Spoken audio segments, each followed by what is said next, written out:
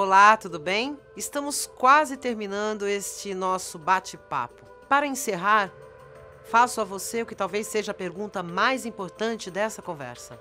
É possível tomar atitudes antirracistas? Sim, é possível.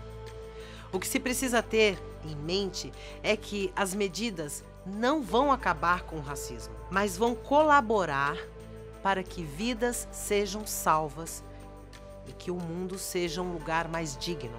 Combater o racismo exige mudanças que envolvem um reposicionamento ético e político. O racismo, que pode começar com uma piada, um comentário aparentemente inocente, um xingamento, tem na sua ponta final a morte e a humilhação. As nossas atitudes individuais terão uma dimensão e as atitudes institucionais terão outra.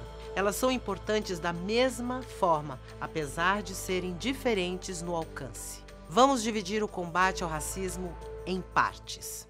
A primeira seria a educação, o que implicaria na criação de novas formas de pensar e agir. Estamos falando da formação de uma cultura antirracista. Essa medida tem efeito direto sobre o aspecto individual de manifestação do racismo, ou seja, ela age sobre a forma do indivíduo ver e sentir o mundo. Como as políticas antirracistas devem estar presentes no processo de construção de condutas e regras que pautam as instituições formadoras de cidadãos brasileiros. É fundamental que esse propósito se converta em um projeto em cada instituição responsável pela formação das pessoas. Isso inclui instituições de ensino de todos os níveis e também as empresas. Sim, as empresas são locais de formação e têm responsabilidade pelas pessoas que por ali passam. Instituições que têm a promoção da igualdade como um de seus eixos fundamentais dão o primeiro passo para essa mudança. É essencial que cada indivíduo entenda o que é o racismo e que reconheça que vivemos numa sociedade desigual. Respeitar a trajetória e as pessoas pertencentes a grupos minoritários nos debates de interesse público também é uma atitude que faz parte da dimensão ética da luta antirracista e antissexista. E não menos importante, extinguir o uso de palavras e expressões discriminatórias que só ajudam a perpetuar uma cultura escravocrata, machista e homofóbica que impactou de maneira radical os destinos do povo brasileiro e é um dos principais entraves ao nosso desenvolvimento social e econômico. Naquele dia, eu fui ao shopping trocar um relógio que eu tinha comprado na semana anterior. Estava esperando pelo atendimento com o relógio na mão quando um policial à paisana se aproximou e disse: "Vem aqui." Eu disse que não sairia dali e que não era nenhum ladrão. Fui tratado como se fosse nada. Ainda colocaram uma pistola na minha cabeça. Logo depois chegou um outro policial que me arrastou até a escada de incêndio do shopping. Os caras começaram a me agredir, xingar e humilhar, e a arma apontada para a minha cabeça. A minha sorte foi que algumas pessoas viram tudo e foram ver o que estava acontecendo na escada quando os policiais perceberam que as pessoas já estavam filmando e me largaram. Eu sei que eles foram denunciados por racismo, mas para mim fica o trauma, né? E por que isso? Porque eu estou com um relógio bacana? Eu sou um ladrão?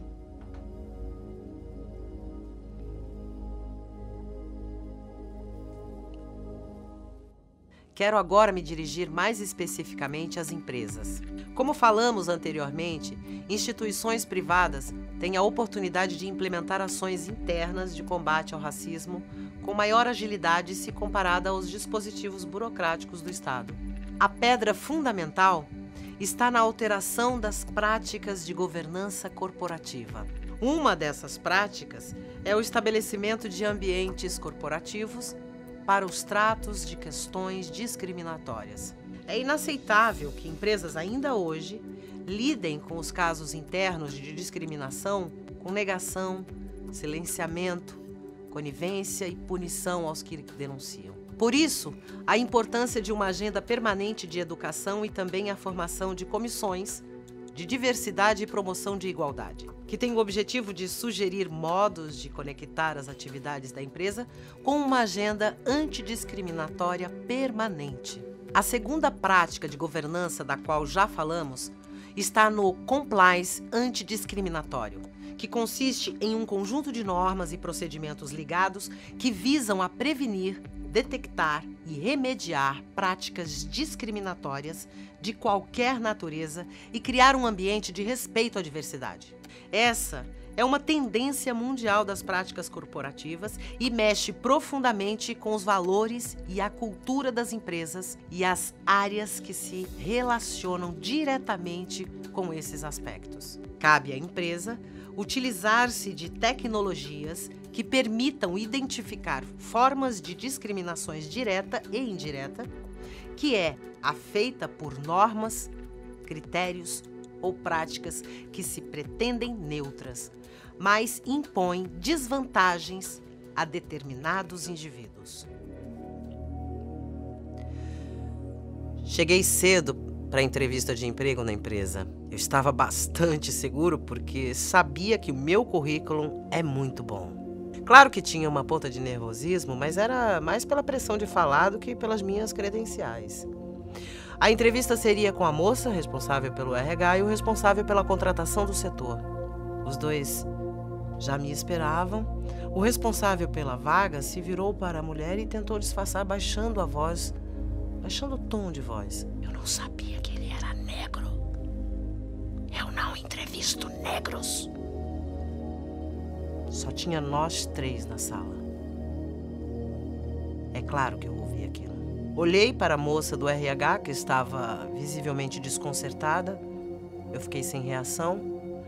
É claro que não rolou entrevista nenhuma. Eu saí de lá triste e com muita raiva ao mesmo tempo.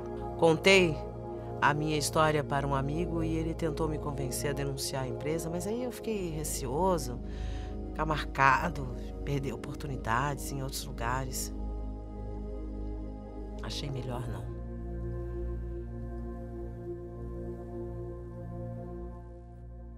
A terceira prática de governança corporativa é a instituição de políticas de diversidade na empresa, cuidando-se para que haja formas de acesso, recrutamento, seleção e formação de pessoas pertencentes a grupos minoritários.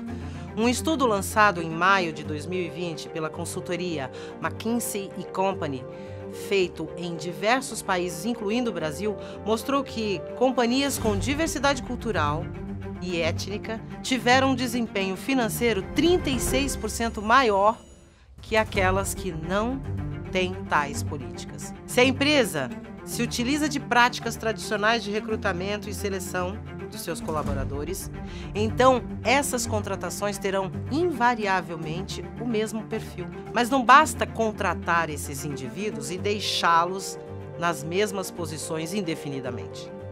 É essencial que se tenha um programa de desenvolvimento e capacitação de lideranças para que esses colaboradores pertencentes a grupos minoritários também possam ser candidatos reais à ascensão hierárquica dentro da instituição. A quarta medida antirracista das empresas é a adoção de compromissos sociais públicos. Essa medida estipula metas, prazos e indicadores para a redução da desigualdade a serem almejadas após um censo em seu quadro de funcionários atendendo à composição racial e financeira. Isso exige medidas efetivas da empresa para atingir o compromisso estabelecido para corrigir as distorções de diversidade e de equiparação salarial.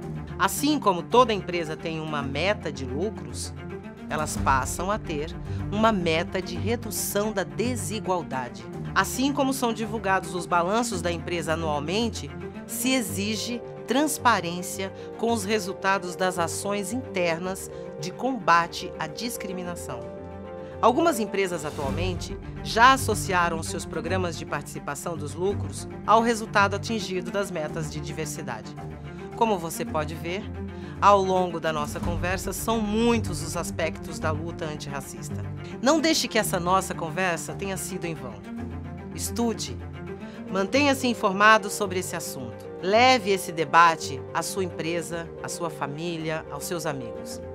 Tenha a mente aberta para ouvir as histórias daqueles que diariamente estão expostos à discriminação. Denuncie se você testemunhar alguém sendo discriminado, seja na rua ou no seu trabalho. O racismo nunca descansa e nós precisamos estar preparados para enfrentá-lo sempre. Obrigado pelo seu tempo e sua atenção. Até uma próxima.